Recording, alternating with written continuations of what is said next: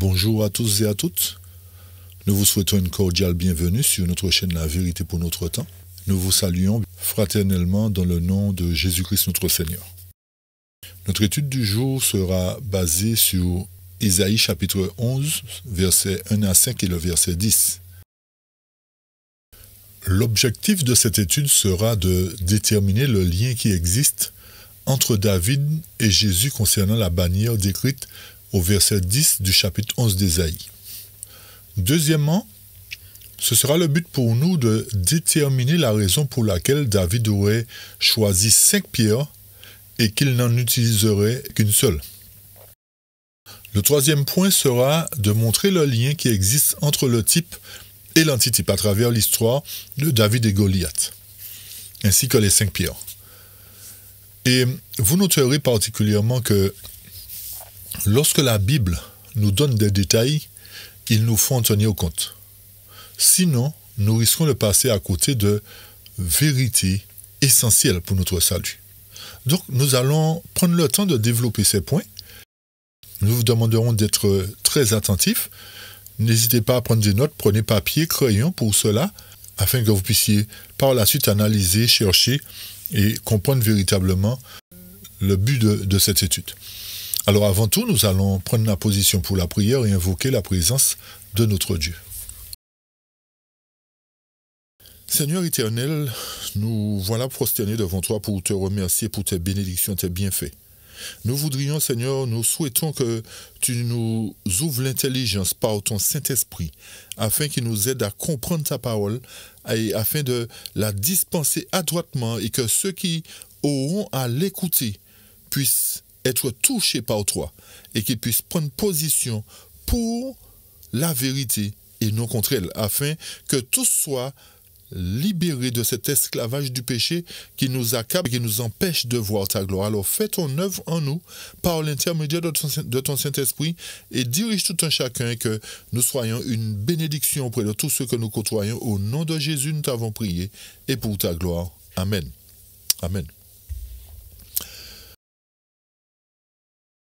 Lors de notre dernière étude intitulée « Vous me trompez la nation tout entière », nous avons montré qu'à travers Ézéchiel 34, l'Éternel nous avertit qu'il reprendrait lui-même soin de son troupeau, qu'il reprendrait les brebis d'entre les mains des pasteurs qui n'ont pas fait leur travail.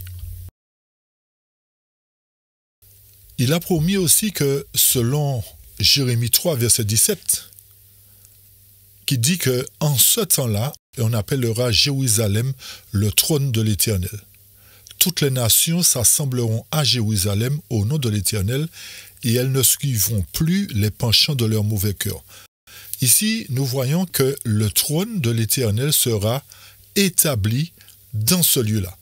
Et le verset 18 nous dit « En ces jours », c'est-à-dire au jour où le trône de l'Éternel sera établi dans ce lieu et que toutes les nations s'assembleront à Jérusalem, le texte nous dit que c'est à ce moment-là que la maison de Juda, c'est-à-dire les 2 tribus qui ont été dispersées à travers le monde, avec la maison d'Israël, les 10 tribus qui ont été dispersées à l'époque assyrienne, qu'est-ce qu'elles feront ? Elles viendront ensemble du pays du septentrion ou encore du pays du nord au pays dont j'ai donné la possession à vos pères. Ici, nous voyons que selon Jérémie 3, il y a une promesse de restauration pour le peuple de Dieu, et non seulement cela, le trône de l'Éternel doit être établi dans ce lieu-là lors du rassemblement des 12 tribus. Il est important ici de comprendre que ces versets ne s'accompliront pas après les 1000 ans, mais bien avant, au moment où les 12 tribus seront réunies d'après le verset 18, et deuxièmement, au moment où le trône de Dieu sera établi à Jérusalem pour que toutes les nations puissent à leur tour s'assembler dans ce lieu. La raison pour laquelle nous disons cela, c'est parce que après les 1000 ans, il n'y aura pas de nation à s'assembler à Jérusalem. Tout le peuple de Dieu sera déjà dans la cité. Donc, il nous faut tenir compte du contexte pour que nous puissions rester dans le cadre de ce que l'Éternel veut nous montrer. Nous poursuivons avec un autre texte dans Osée cette fois-ci, qui nous dit que les enfants de Juda et d'Israël se rassembleront, se donneront un chef et sortiront du pays, car grande sera la journée de Jisraël. Nous avions déjà présenté les études d'Osée. Il vous faut simplement les consulter pour comprendre ce que nous sommes en train d'expliquer. Et lorsque nous poursuivons dans Osée 3, puisque Osée est un chapitre qui contient des prophéties encore à venir. Alors le chapitre 3 nous dit après cela. Après quoi?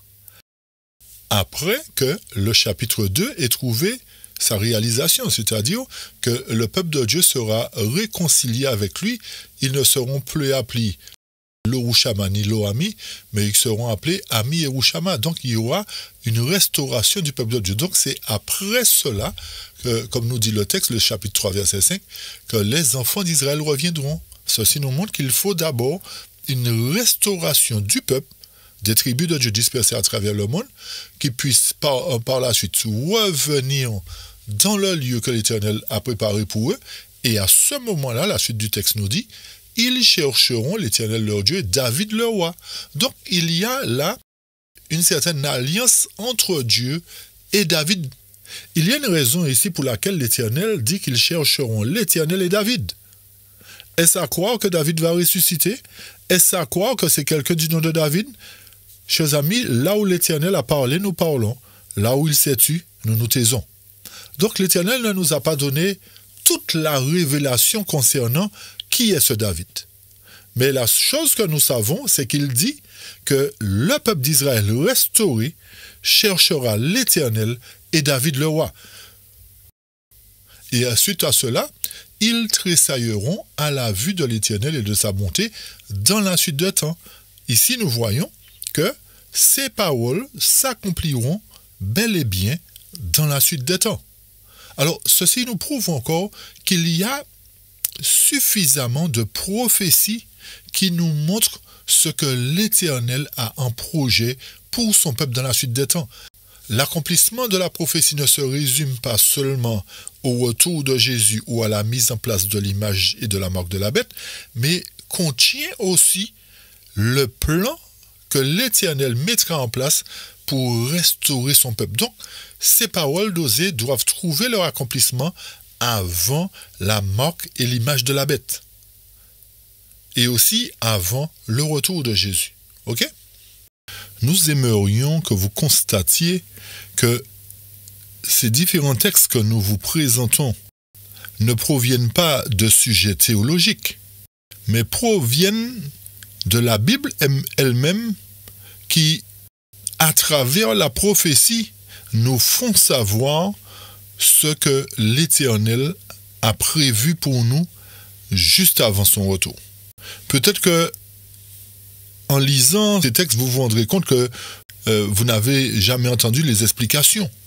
Mais il est important de savoir que si ces textes sont dans la Bible, c'est qu'elles ont une raison d'être. Et l'Éternel, à travers ces textes, a un message pour nous, un message à nous communiquer avant qu'il ne soit trop tard.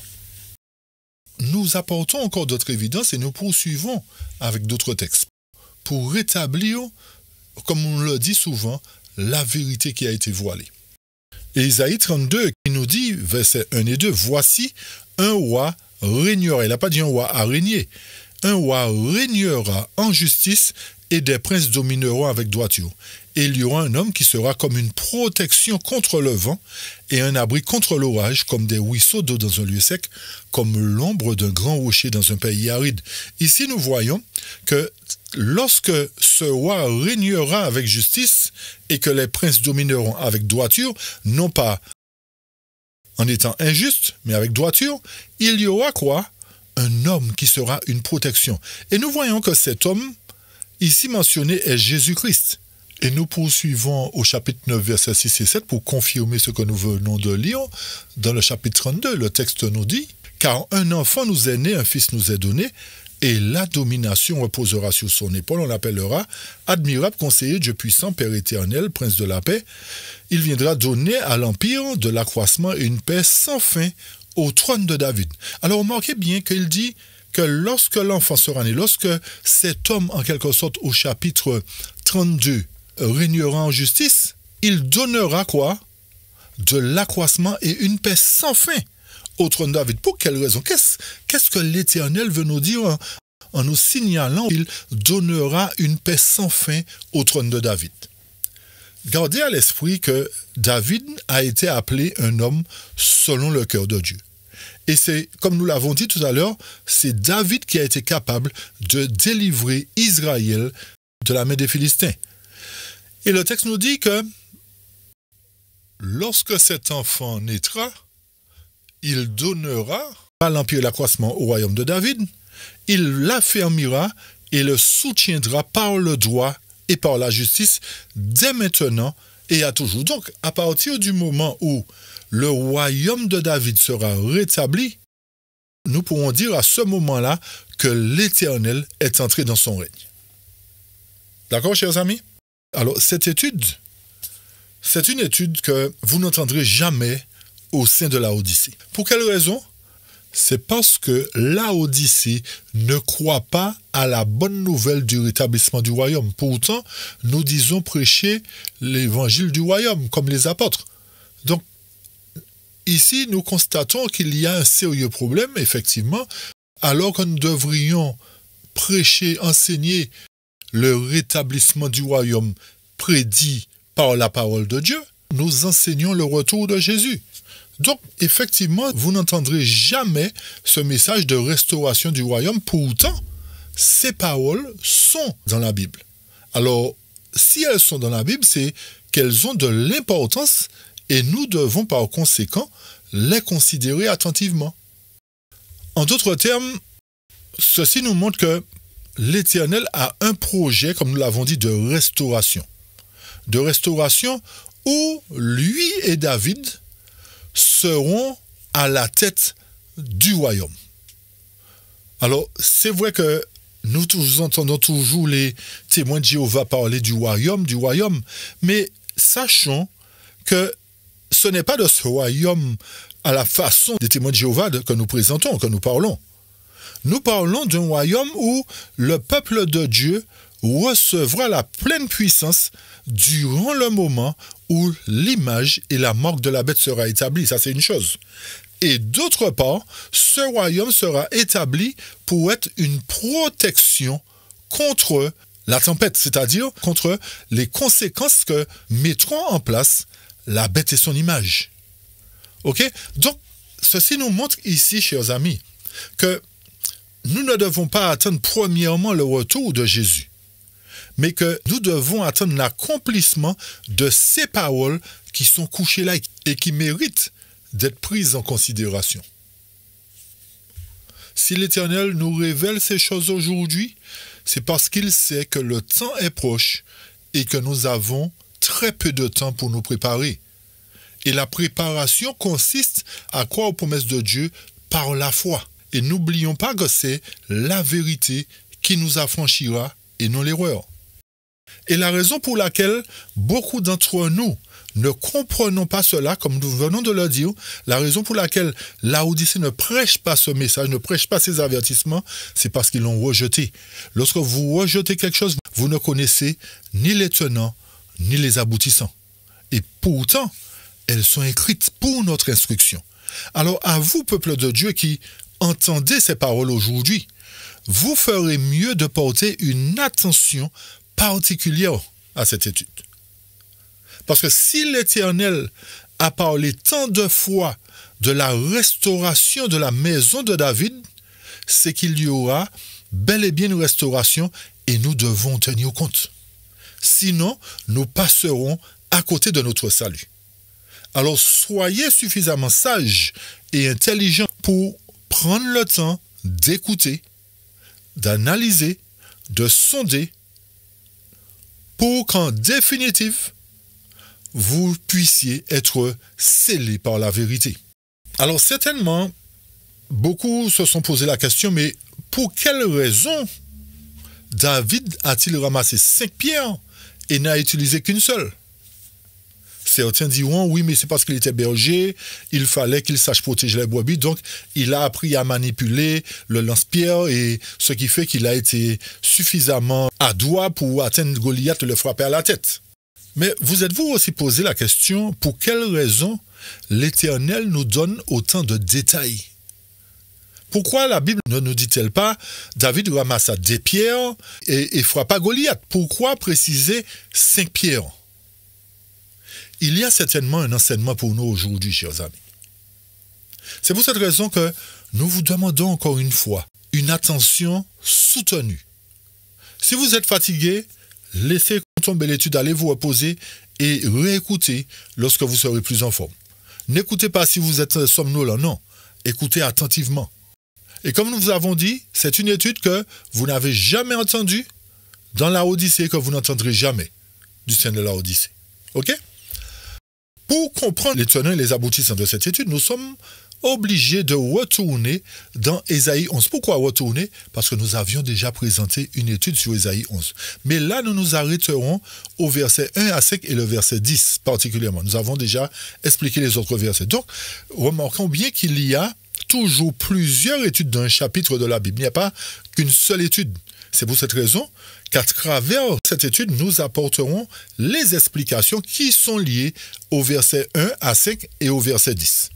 Le texte nous dit qu'il y a un rejeton, au verset 1, qui sortira du tronc d'Ésaïe et une branche poussera de ses racines. Et qu'est-ce qui se fera? L'Esprit du Seigneur reposera sur lui, l'esprit de sagesse et d'intelligence, l'esprit de conseil et de puissance, l'esprit de connaissance et de crainte du Seigneur, et lui donnera une intelligence rapide dans la crainte du Seigneur. Il ne jugera pas d'après la vue de ses yeux, et ne reprendra pas selon l'audition de ses oreilles, mais il jugera avec droiture les pauvres, et reprendra avec équité pour maintenir les dociles de la terre.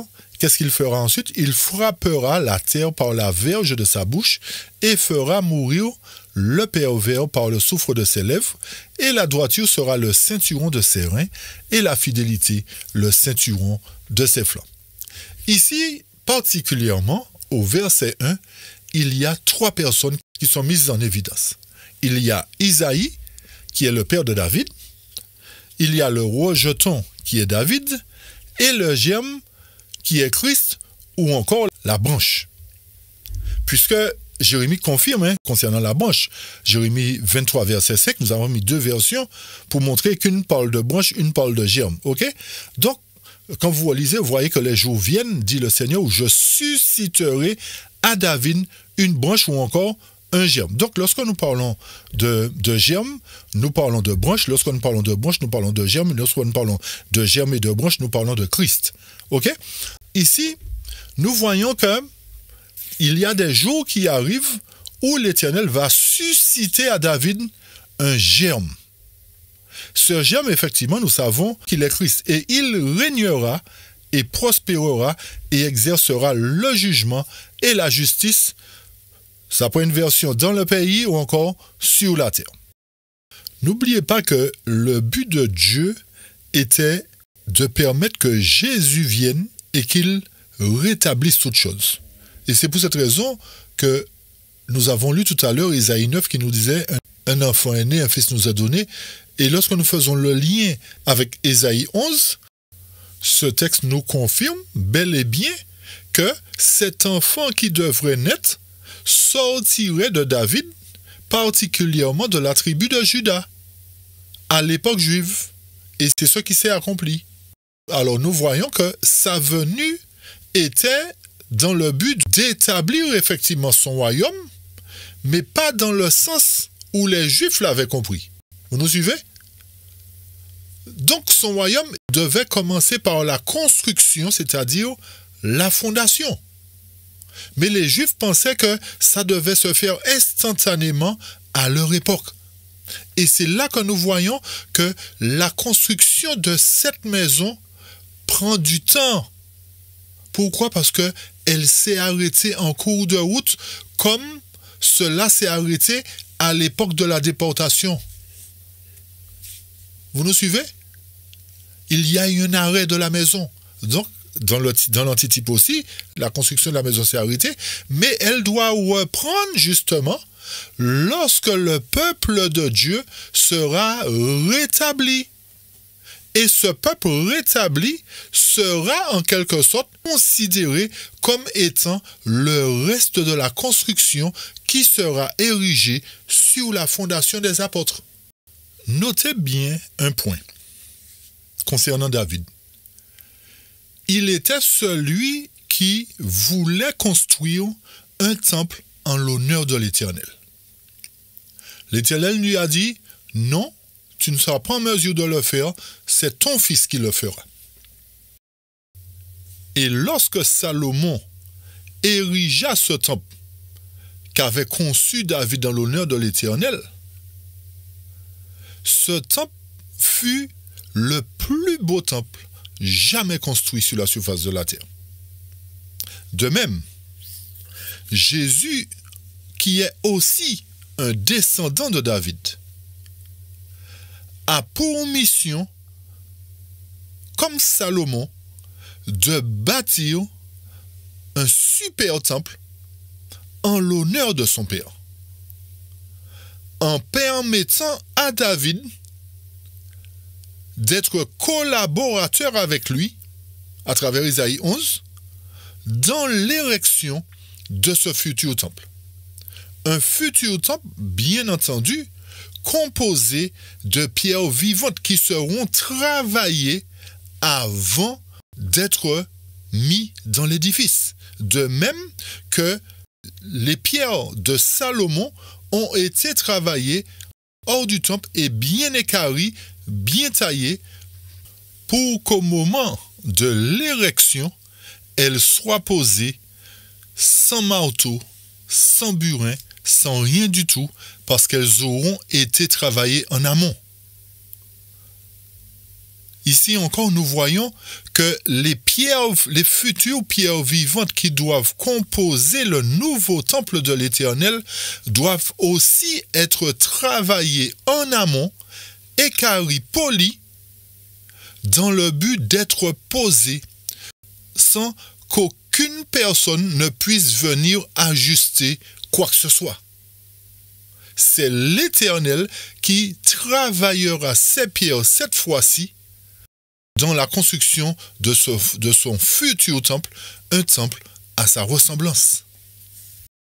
Donc nous voyons ici qu'il y a une similitude ou encore qu'il y a une typologie à travers cette prophétie. Et n'oubliez pas non plus que David était un homme selon le cœur de Dieu.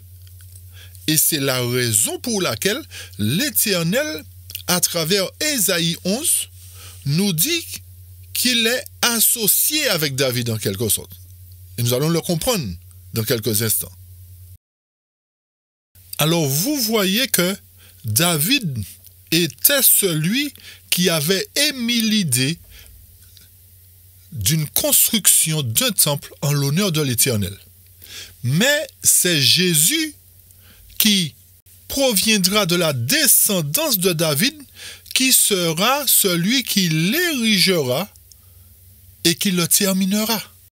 C'est pour cette raison que Jésus est venu, pas pour établir un royaume temporel à l'époque des Juifs, mais pour établir un royaume éternel en commençant par la mise en place de la fondation à travers l'Église apostolique, selon ce que nous dit la Bible, qui sont effectivement les piliers, la fondation, et pour se terminer par la mise en place des murs représentés par les pierres vivantes, c'est-à-dire les 12 tribus réunies, les 12 tribus dispersées à travers le monde, qui seront réunies à nouveau dans le but d'établir complètement ce temple en l'honneur de l'Éternel, un temple composé de pierres polies, de pierres équarries, qui ont véritablement le caractère de Jésus.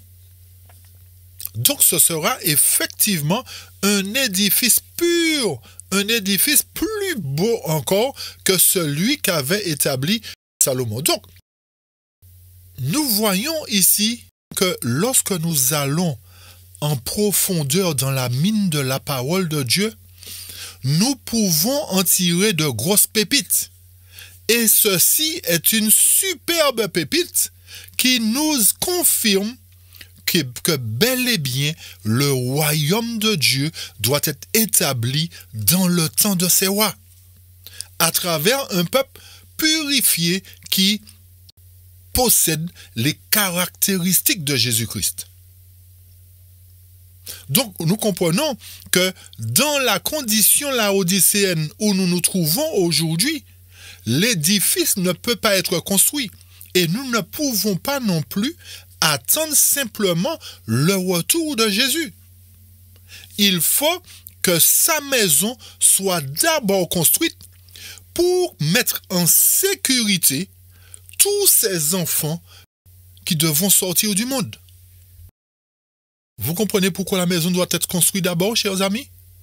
La maison qui s'appellera la maison de David, c'est pour être un refuge contre la tempête, contre le vent, contre les tribulations mises en place par l'image et la marque de la bête.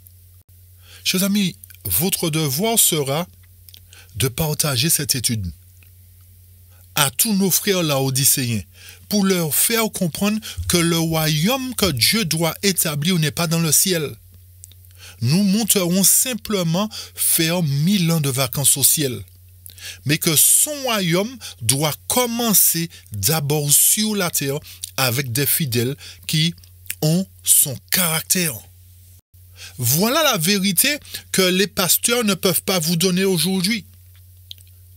Parce que la théologie les empêche de comprendre ces vérités. Donc, en continuant à les nourrir avec la dîme et les offrandes, ils continuent à s'engraisser sans pour cela vous nourrir de la bonne nourriture. Nous poursuivons parce qu'il y a beaucoup de choses à dire encore. Alors, qu'est-ce que l'Éternel va faire lorsqu'il bâtira ce temple, lorsque ce temple sera érigé? Qu'est-ce qu'il fera? Pour que non seulement ces tribus habitent dans ce temple, mais pour que les nations puissent venir aussi l'adorer dans ce temple. Qu'est-ce qu'il va faire? Poursuivons dans Ésaïe.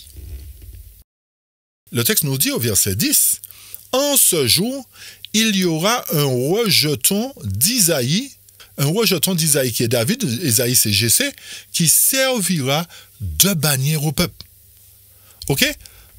Donc, le rejeton d'Isaïe doit être une bannière pour le peuple très bientôt, puisque cela n'a pas encore été accompli. Et remarquez bien la suite du texte, c'est vers lui que les nations se tourneront et son repos sera glorieux.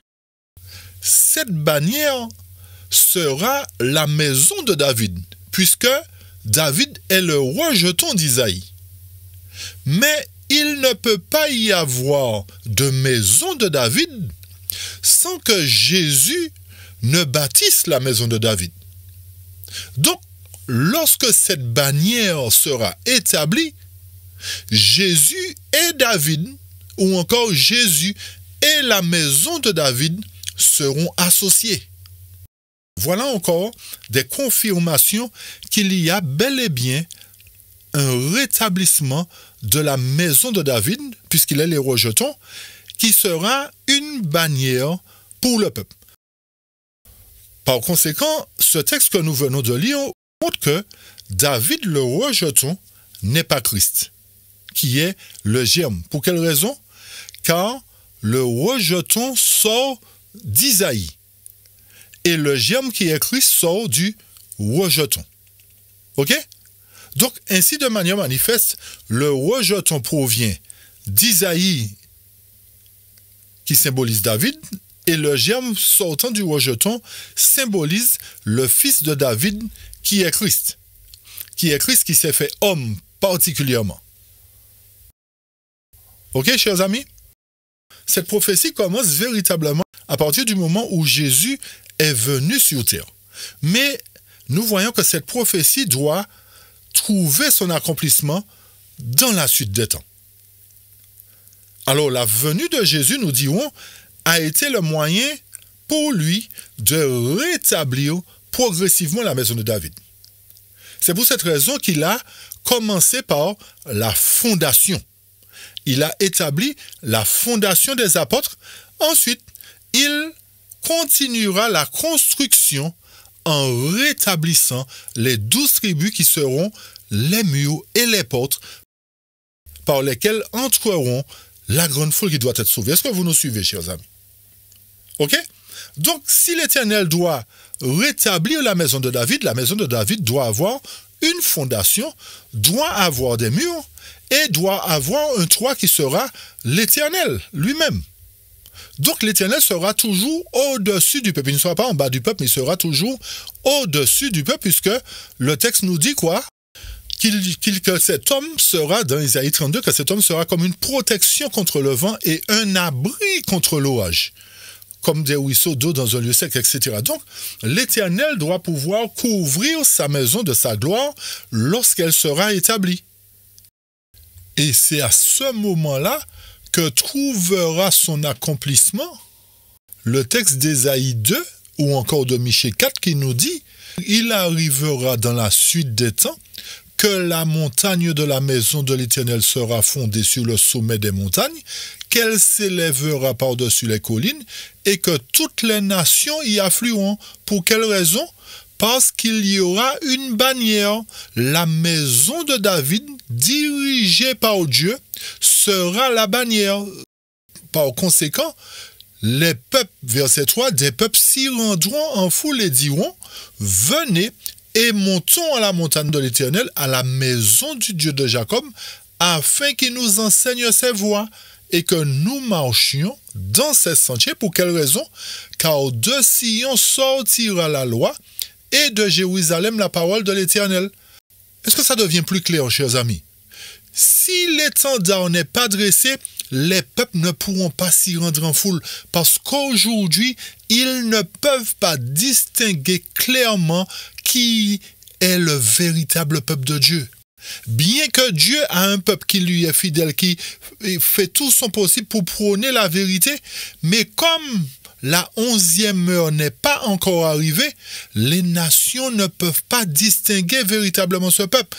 Donc, il faut que l'Éternel, en rassemblant ses brebis, en ses premiers fruits, érige son édifice, fasse monter son temple, construise son temple, pour qu'après cela, les nations puissent dire, voilà, maintenant, nous savons que l'Éternel a un temple. Nous savons que l'Éternel a un peuple fidèle. Donc, montons-y, allons-y, afin que nous puissions recevoir les bonnes instructions. Pas un pain rassis, pas une mauvaise instruction, pas une alimentation qui est avariée. Non, mais une bonne alimentation. Et à ce moment-là, cette grande foule, c'est-à-dire ces nations qui monteront vers l'Éternel, marcheront dans les sentiers de l'Éternel. Revenons brièvement sur l'étendard. Lorsqu'un étendard est planté dans un lieu, ça voudrait dire que ceux qui ont remporté la victoire plantent l'étendard pour savoir que c'est eux qui dirigent ce lieu, qui ont pris possession de ce lieu. Lorsque les textes que nous avons présentés déjà en amont nous signalent que l'Éternel restaurera sa maison, ceci voudrait dire que l'Éternel récupérera le lieu que son peuple avait perdu particulièrement. Et c'est là que, entre parenthèses, brièvement, nous faisons le lien encore une fois avec Zacharie 14. Donc, cette guerre de Zacharie 14 montre que les nations veulent accaparer ce lieu pour l'établissement de leur quartier général. Pour quelle raison les nations veulent le faire comme ça? Parce que Satan est un imitateur. Et étant donné qu'il connaît la prophétie, il veut toujours égarer les gens en faisant un semblant d'imitation de la parole de Dieu. Donc, il veut imiter Dieu en essayant de le devancer dans le but d'établir lui-même son quartier général dans ce lieu. Mais l'Éternel dit non. Que ce lieu reviendra à mon peuple.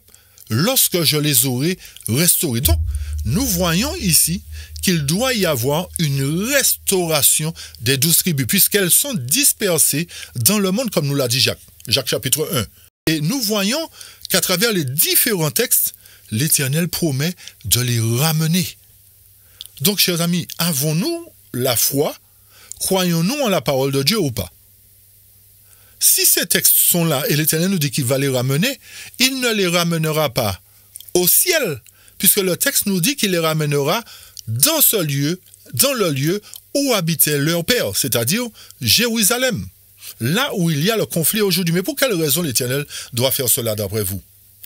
Comme nous l'avons dit, si vous suivez attentivement, c'est parce que les nations veulent accaparer ce lieu. C'est pour cette raison que les Juifs sionistes qui sont là se battent corps et âme pour éliminer de ce territoire tous ceux qui sont contraires à eux, en pensant que c'est pour eux que s'accompliront ces promesses. Vous nous suivez jusque-là? Donc vous voyez ici que ce qui se passe dans le monde est lié intimement à la prophétie. Donc l'Éternel nous permet d'entrevoir à travers les conflits qui se déroulent dans cette terre qu'il doit récupérer son lieu. Peut-être que ça peut paraître nouveau à vos oreilles, chers amis. Comme nous vous l'avons dit, c'est écrit dans la parole de Dieu et vous ne l'entendrez jamais ailleurs. Jamais dans la Odyssée précisément. Ok? Qu'est-ce que l'Éternel nous dit dans Apocalypse 22? Pour confirmer, vous voyez, l'Apocalypse, en fait, c'est la révélation de toute la prophétie. Le texte nous dit au verset 16, « Moi, Jésus, j'ai envoyé mon ange pour attester ces choses dans les églises. » Pour attester quoi? Qu'il est quoi? Qu'il est le rejeton et la postérité de David. L'étoile brillante du matin. Donc, étant la postérité de David, il doit inclure cette bannière qui sera un signe pour les nations que c'est l'Éternel qui a repris ce lieu et que ce lieu sera un lieu de refuge pour les nations.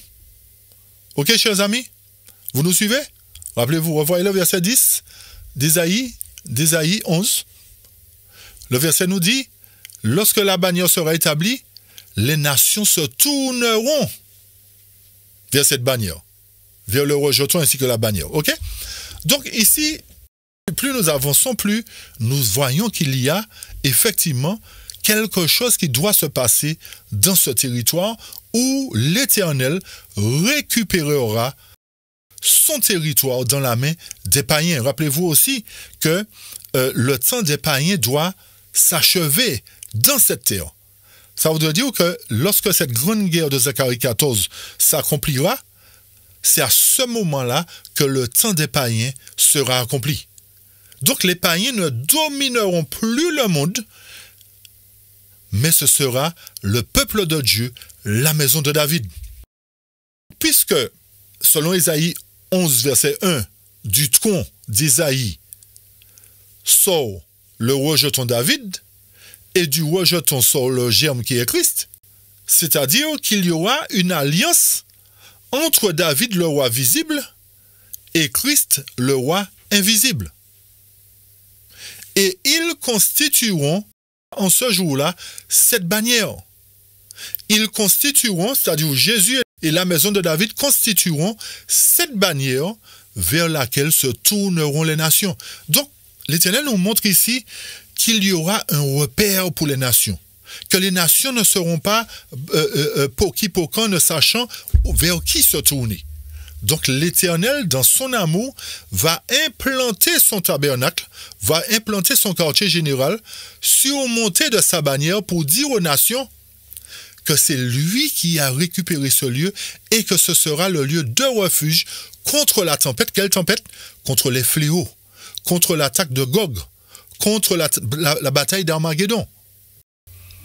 Et il le fera non seulement dans ce but, mais selon Éphésiens 5, afin de faire paraître devant lui cette église glorieuse, sans tache, ni ride, ni rien de semblable, mais sainte et irrépréhensible. Souvent, nous lisons ce texte en pensant que c'est au retour de Jésus que l'église sera belle. Non, chers amis. Longtemps avant le retour de Jésus, cette Église sera glorieuse. Pas au retour de Jésus, mais avant son retour. Et suivez-nous bien parce que c'est très important de comprendre comment l'œuvre va se terminer, chers amis.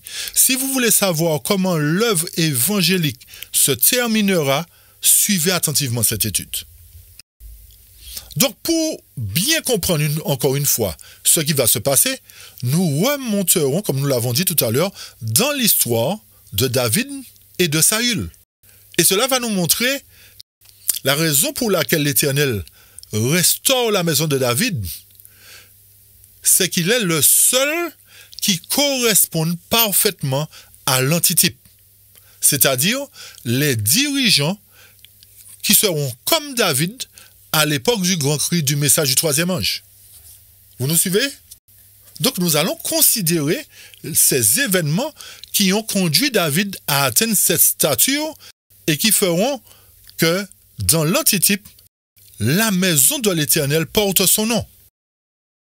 Rappelez-vous que Saül était le premier roi qui régna sur Israël et qui joua un rôle majeur dans les premières expériences de la vie de David.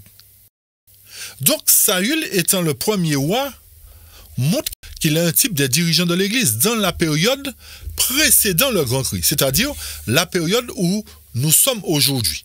Il est un représentant de l'Église aujourd'hui, un représentant de ceux qui dirigent le mouvement aujourd'hui. Plus précisément, les dirigeants qui ont été suscités dans le seul but de rassembler les 144 000 les prémices du royaume. Donc c'était le rôle de Saül de rassembler le royaume. Mais malheureusement, nous savons que cela ne s'est pas produit. Donc dans chacun des cas, nous verrons que le type correspond parfaitement à l'antitype. En raison de son apparence royale, Saül fut choisi par qui? Par le peuple, chers amis. Pour qu'il soit le roi, malgré le fait que l'Éternel manifeste sa désapprobation, selon 1 Samuel 8, verset 7, mais le peuple voulait à tout prix qu'il y ait un roi qui les dirige. Donc, qu'est-ce qui s'est produit? L'Éternel a toléré cela, ça ne veut pas dire qu'il a accepté, il a toléré. Mais lorsque Dieu, à un moment donné, l'a rejeté, qu'est-ce qu'il fit? Il oignit David pour être roi à la place de Saül. Ça, c'est une histoire que vous connaissez. Donc, il fut déterminé, Saül, à conserver le trône coûte que coûte en essayant de tuer David. Et faites bien les rapprochements, chers amis. Nous avons dit que Saül représente les dirigeants qui ont été suscités en 1844 dans le but de rassembler le peuple. C'est un type et antitype. Donc, lorsque les dirigeants représentés par Saül ont failli à leur mission, n'ont pas accompli la volonté de Dieu, l'Éternel, de même qu'il a rejeté Saül, choisi David, nous dit que ces dirigeants ne seront pas capables d'accomplir la mission d'aller devant le Goliath antitype, c'est-à-dire l'image de la bête. Par conséquent, il établira David qui sera plus petit, mais qui sera en mesure d'aller par la force de l'Éternel remporter la victoire sur Goliath. Donc, en essayant d'anéantir David, Saül se tua lui-même, on va dire.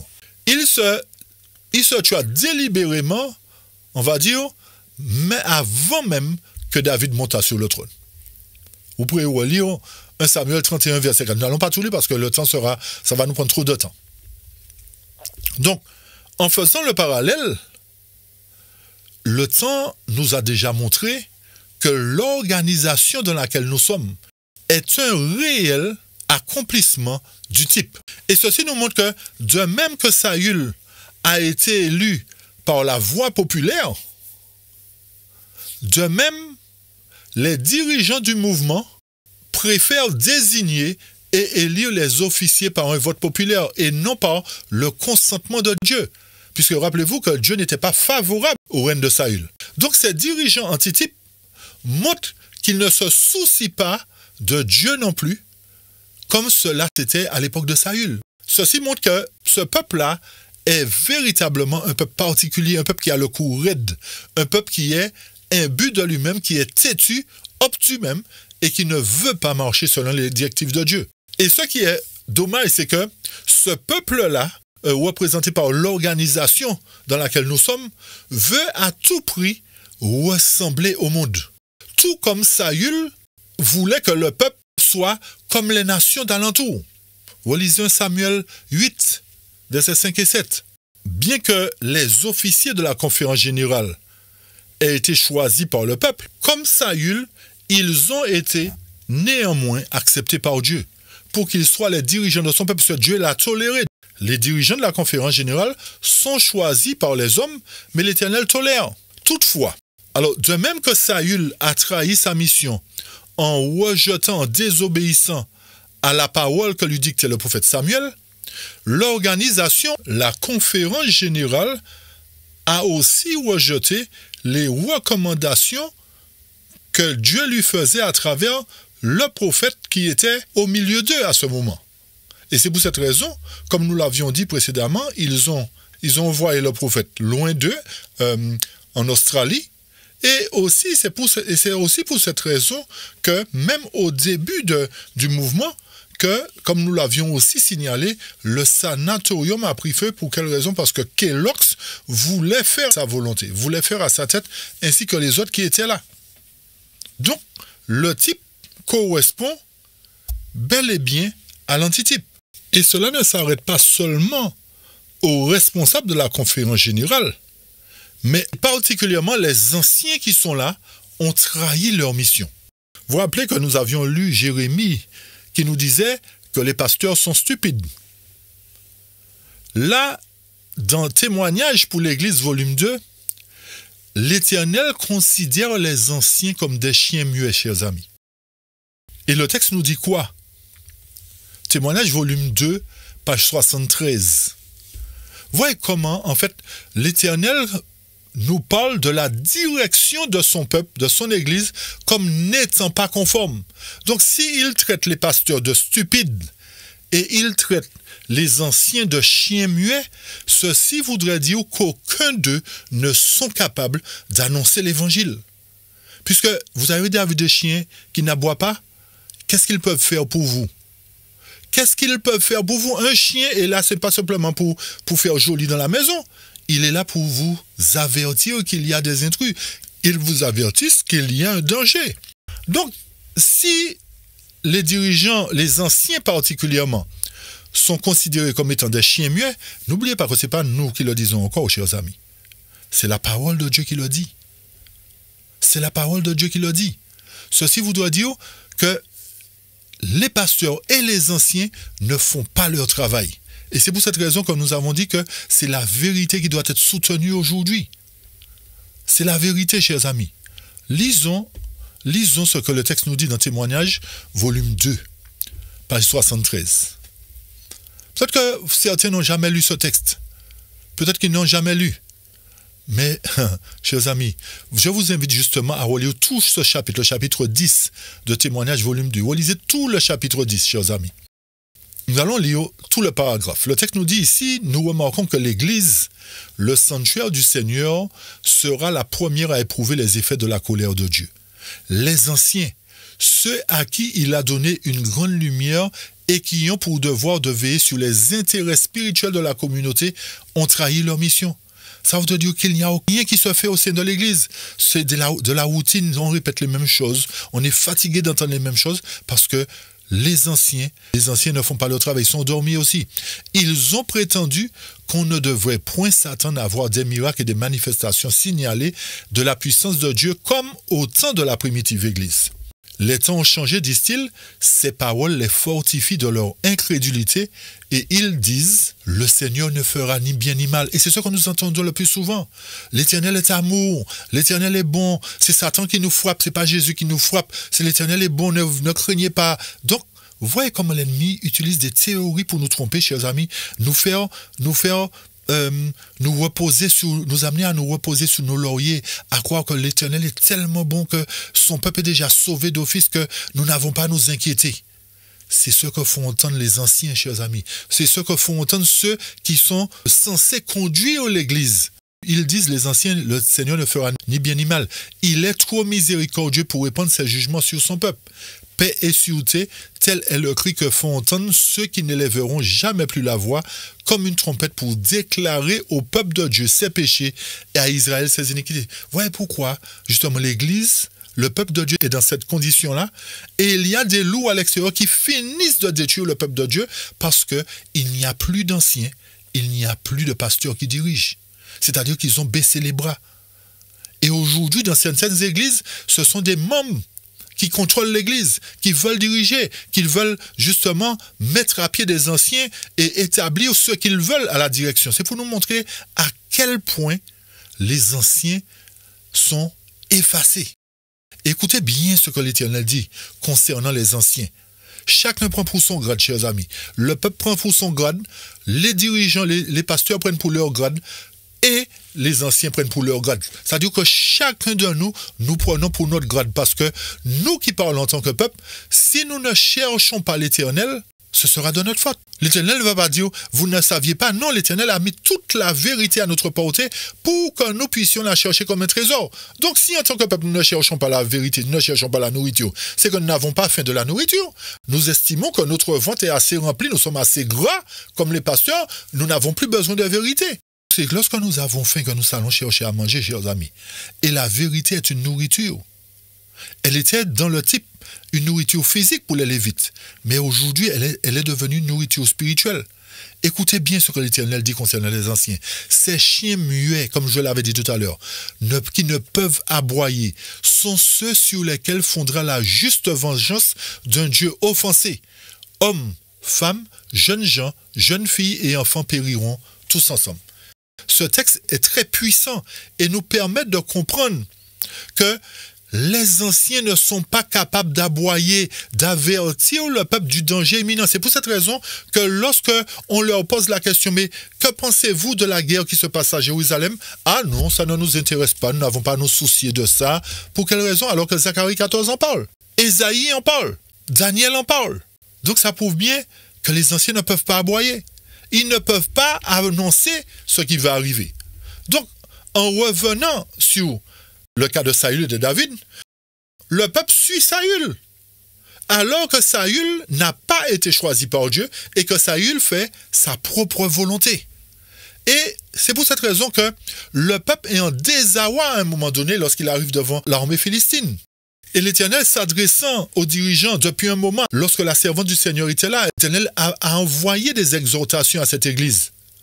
Et l'Éternel, à travers sa servante, avait dit aux dirigeants qui étaient là, vous n'avez pas le droit de diriger l'œuvre sans tenir compte des ordres de Dieu. Est-ce que vous vous placez sous son autorité? Non.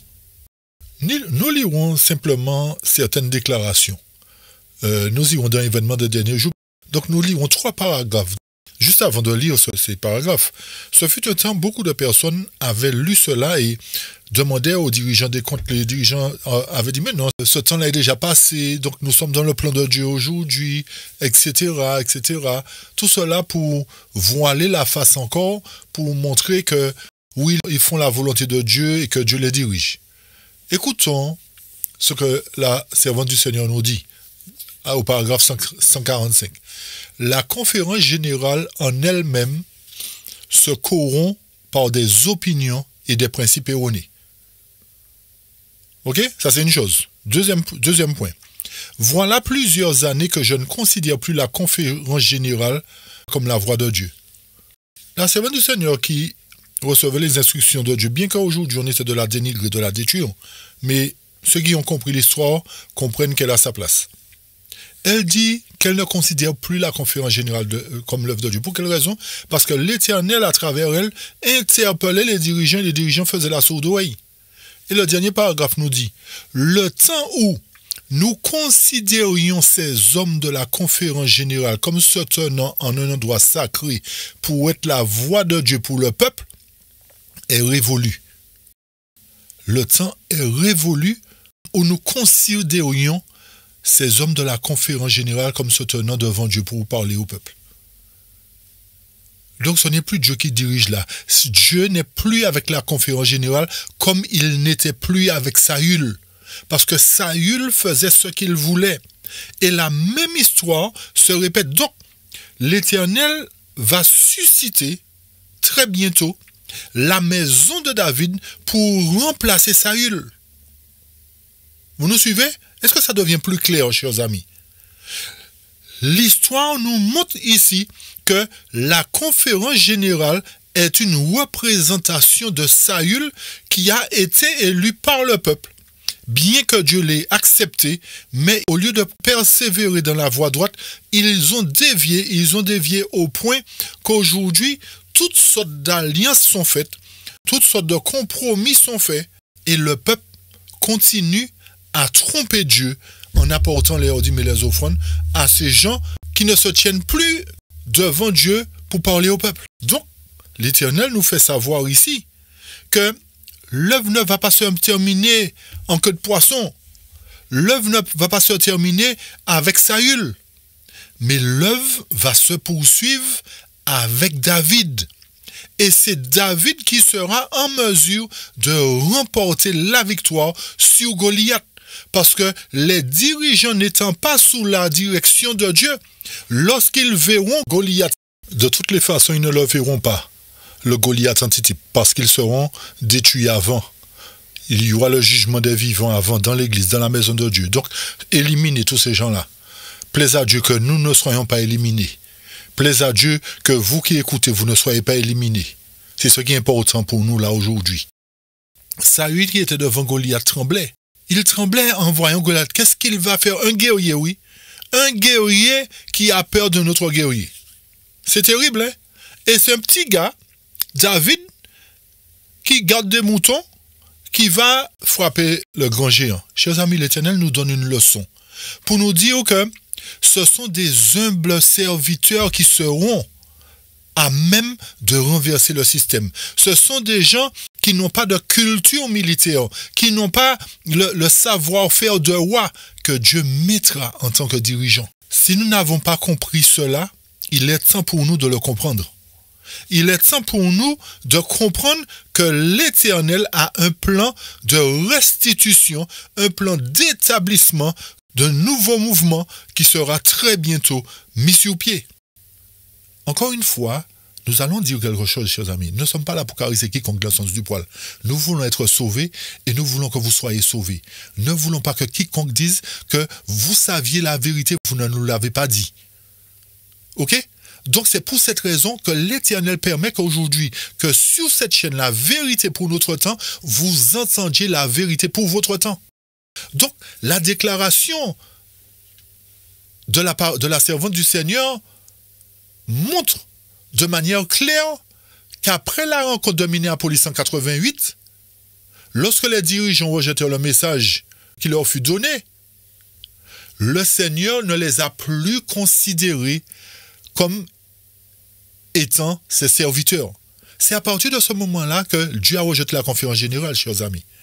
Et rappelez-vous que ce message de 88 devait revenir 40 ans après. Donc, l'Éternel a tenté encore une autre fois, par amour pour le peuple. Ils l'ont rejeté une deuxième fois. Comment voulez-vous me dire aujourd'hui que la conférence générale est l'œuvre de Dieu? Non. L'Éternel, la mission de Dieu, c'est de faire quoi? De rétablir la maison de David, c'est-à-dire une maison qui marche selon le cœur de Dieu.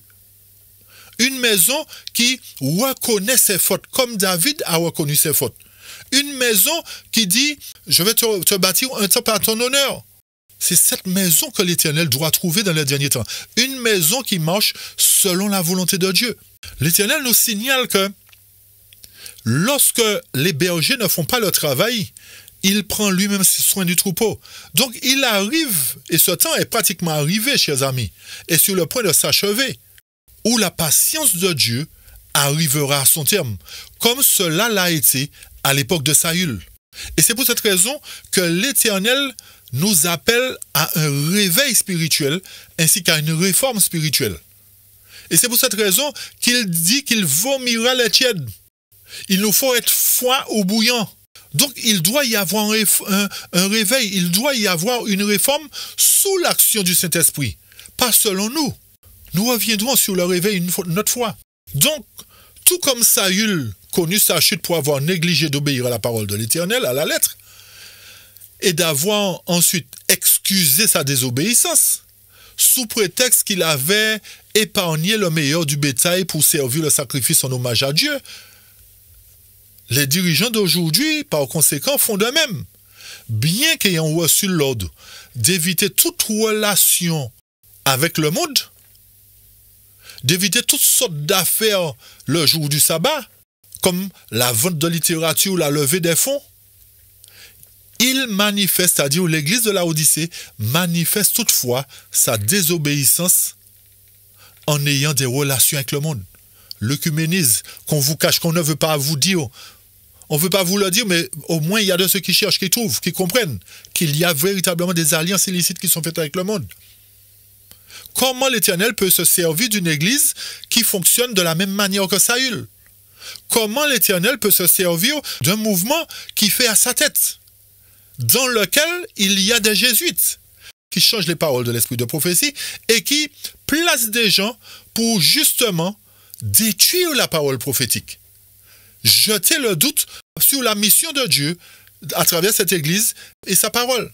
Donc, il y a un vrai travail de destruction qui est fait pour que le peuple ne comprenne pas la mission que Dieu veut accomplir à travers cette église en rassemblant les fidèles. Donc, il attaque à la base. Si la base est attaquée, chers amis, la maison s'écroule. Et la maison est véritablement en train de s'écrouler à grande vitesse. Donc, l'Éternel dit, avant que cette maison ne s'écroule, je susciterai à David un germe juste. L'Éternel qui fera quoi?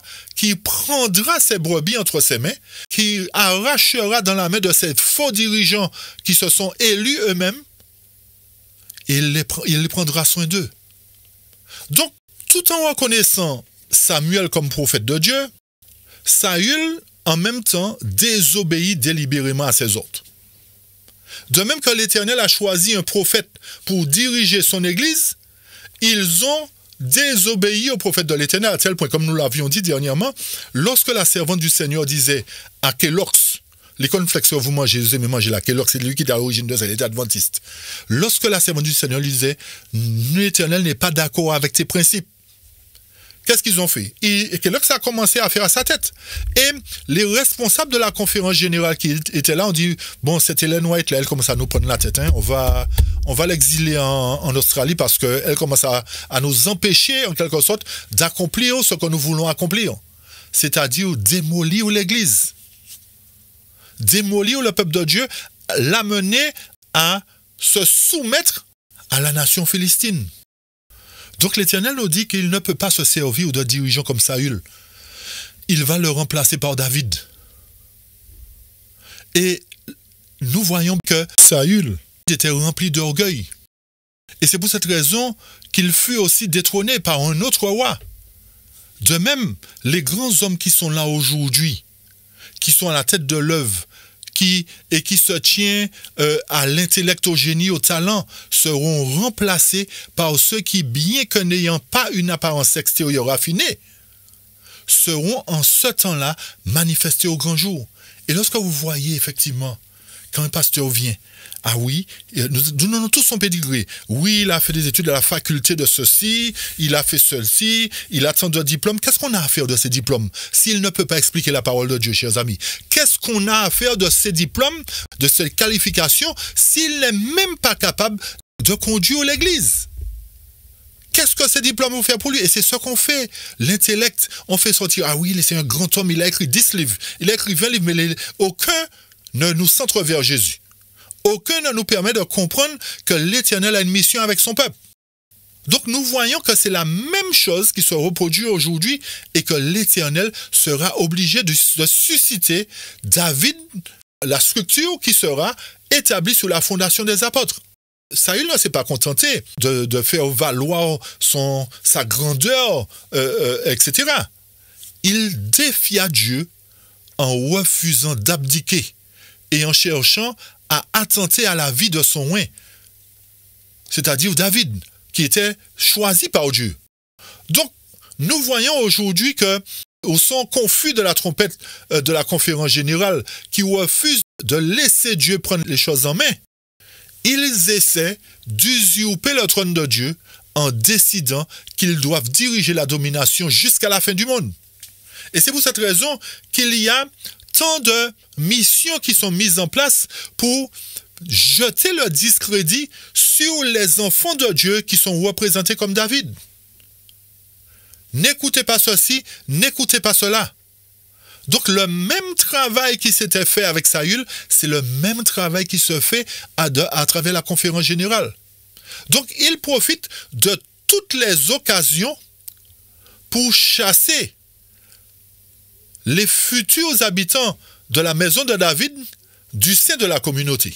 Donc lorsque vous n'allez pas dans le sens des dirigeants d'église, vous êtes pointé du doigt, vous êtes mis hors d'état de nuire et on invite le peuple justement à vous lapider, à vous rejeter, à vous traiter de toutes sortes de noms d'oiseaux parce que vous n'allez pas dans le sens de la communauté. Vous n'allez pas dans le sens des dirigeants et des anciens. Ils cherchent tous les moyens à chasser ceux qui prennent la vérité de leur sein afin de préserver leur contrôle parce qu'ils savent que si ceux qui prennent la vérité restent là, ils perdront leur crédibilité parce qu'ils ne sont pas capables de comprendre la parole de Dieu. Ils ne peuvent expliquer que la théologie, mais non la parole de Dieu. Donc, en laissant les représentants de David, de la future maison de David, au sein de la communauté, ça va les empêcher de continuer à gagner, à s'engraisser. Ça va les empêcher, ça va ouvrir les yeux du peuple. Et qu'est-ce qui va se faire ? Ils perdront leurs dividendes, ils perdront leurs bénéfices. Bref, chers amis, nous allons mettre un terme à cette première partie d'étude. Bien qu'il y ait énormément de choses à dire encore, puisque nous n'avons pas encore apporté l'évidence pour laquelle David a ramassé 5 pierres, il n'a servi qu'une seule. Nous établirons cette évidence dans l'autre volet. Alors, en gros, puissions-nous comprendre qu'aujourd'hui, l'Éternel est en train de tailler les pierres, de tailler les futures pierres qui doivent faire partie de la maison de David. Et nous apporterons beaucoup d'évidence la prochaine fois encore. Alors, nous prions que Dieu touche le cœur de tout un chacun, pour qu'en entendant cette étude, vous puissiez réfléchir, rentrer en vous-même, et comprendre que si aujourd'hui, nous ne nous laissons pas écarrer, nous ne nous laissons pas travailler pour faire partie de cette future maison qui sera semblable à Christ, nous serons totalement perdus. Alors puisse Dieu nous aider, chers amis, à mettre de l'ordre dans nos vies, à choisir la bonne part qui ne nous sera point ôtée, que nous puissions choisir le côté de David, le côté de Jésus-Christ, et non le côté de Saül, et que nous soyons comptés parmi les vivants. C'est là notre prière pour chacun de vous, au nom de Jésus-Christ. Amen. Amen.